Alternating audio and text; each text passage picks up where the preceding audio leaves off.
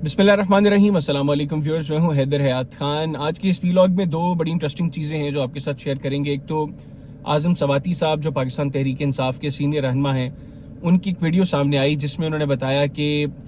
इमरान खान साहब की इजाज़त से वो एक मरतबा फिर कोशिश कर रहे हैं कि इस्टेब्लिशमेंट के साथ मुज़ाकरात की कोशिश की जाए और इमरान खान और इस्टेब्लिशमेंट के दरमियान जो एक बढ़ती हुई खलीज है उसको कम करने की कोशिश की जाए। उन्होंने जिक्र किया कि जिस वक्त आर्मी चीफ को अपॉइंट किया गया उस वक्त भी एक अटेम्प्ट हुई और उसमें एक सहाफ़ी और आर्मी चीफ के एक उस्ताद के हवाले से उन्होंने बताया कि उनके ज़रिए आर्मी चीफ को अप्रोच करने की कोशिश की गई, लेकिन वो अटेम्प्ट जो है वो फेल हुई। तो वो उस्ताद कौन है वो मैं इस वीलॉग के अंदर आपको बताऊंगा। दूसरा ये कि जिस वक्त आज़म सवाती साहब ने अभी दोबारा इमरान खान साहब से ये जिक्र किया इस्टेब्लिशमेंट से मुज़ाकरात के हवाले से, तो इमरान खान साहब ने आज़म सवाती साहब को क्या जवाब दिया वो भी मैं आपको इस वीलॉग में बताऊंगा। तो सबसे पहले बात करें जो आज़म सवाती साहब की वीडियो है जिसमें उन्होंने कहा कि इमरान खान साहब की इजाज़त से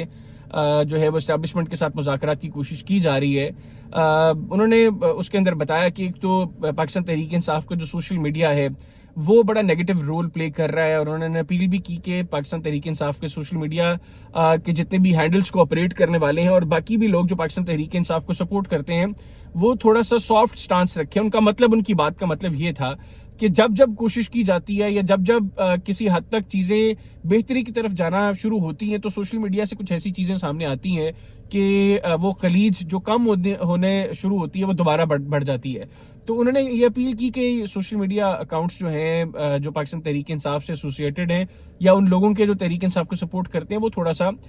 सॉफ्टनेस का मुजाहरा करें। दूसरा उन्होंने बताया कि कोशिश की गई कि इस खलीज को कम किया जाए और इसके हवाले से आर्मी चीफ के एक उस्ताद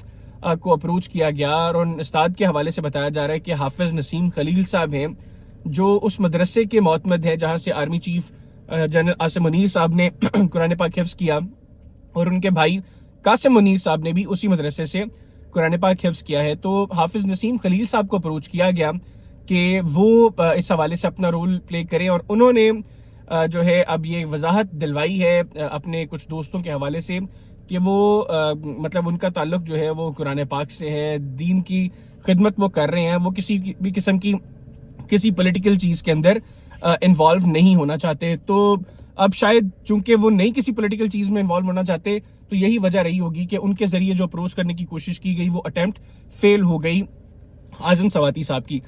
दूसरी बात यह कि आज़म सवाती साहब ने अब जब दोबारा एस्टेब्लिशमेंट से मुज़ाकरात के हवाले से इमरान खान साहब को से गुफ्तगू की तो खान साहब ने उनको क्या कहा। तो फिरदौस शमीम नकवी साहब जो इस वक्त पाकिस्तान तहरीक इंसाफ के मरकजी एडिशनल जनरल सेक्रेटरी हैं वो ये कहते हैं कि जिस वक्त आज़म सवाती साहब ने खान साहब से ये जिक्र किया तो खान साहब ने कहा कि सवाती साहब आप ऑलरेडी कोशिश कर चुके हैं और आपकी वो कोशिशें नाकाम हुई। अगर आप समझते हैं कि आप दोबारा कोशिश करके मामलात को बेहतर कर सकते हैं तो आप बिल्कुल कोशिश करें। और फिरदौस शमीम नकवी साहब ने कहा कि हम तो इससे भाग भी नहीं रहे, हम ना इस चीज़ के ऊपर शर्मिंदा हैं, हम तो चाहते हैं कि हमारे मुज़ाकरात हों एस्टेब्लिशमेंट के साथ और एस्टेब्लिशमेंट से में भी उन्होंने कहा कि ताकतवर के साथ, यानी वो चाहते हैं कि आर्मी चीफ के साथ डायरेक्ट इंगेजमेंट हो और उसके जरिए जो है वो चीज़ें बेहतर हों। एक दिन पाकिस्तान तहरीक इंसाफ ओपनली क्रिटिसाइज कर रही है, तहरीक इंसाफ के जो सोशल मीडिया अकाउंट्स हैं, सोशल मीडिया हैंडल्स हैं, उनसे आर्मी चीफ के खिलाफ जो है वो ट्वीट्स आ रही हैं, पोस्ट्स आ रही हैं। दूसरी जानब तहरीक इंसाफ की लीडरशिप ये भी समझती है कि मामलात को बेहतर करना है तो उसके लिए जो सही दरवाज़ा है वो भी आर्मी चीफ का है, एस्टेब्लिशमेंट का है, वो नॉक भी बार बार करना है और एक तरफ से पिंच भी करना है। तो शायद यही वजह है जिसका अंदाजा भी तहरीक इंसाफ के लोगों को है कि पिंचिंग भी साथ साथ और नॉकिंग भी साथ साथ, इसी वजह से किसी तरह की भी कोई बेहतरी की खबर पाकिस्तान तहरीक इंसाफ या इमरान खान साहब के हवाले से नहीं आ रही। अभी जो सिचुएशन है तहरीक इंसाफ के अंदर एक बड़ा ग्रुप ये चाहता है कि चीज़ें अब एस्टेब्लिशमेंट के साथ बेहतर हों और जो गुज़िश्ता 2-2.5 साल के अंदर मामलात हुए इस मुल्क के अंदर उनसे अब बेहतरी की तरफ चीज़ें जाना शुरू हों। क्योंकि तहरीक इंसाफ के लोग भी अब शायद थक चुके हैं, लेकिन वहीं एक ऐसा ग्रुप भी मौजूद है जो मुसलसल ये कोशिश कर रहा है कि चीज़ें ख़राब से ख़राब तर हों और अब एक मरतबा फिर वो तहरीक इंसाफ की लीडरशिप को मजबूर कर रहा है कि अप्रैल के अंदर इस्लामाबाद के ऊपर दोबारा चढ़ाई के हवाले से भी अनाउंसमेंट्स की जाएं। अब तहरीक इंसाफ के लोग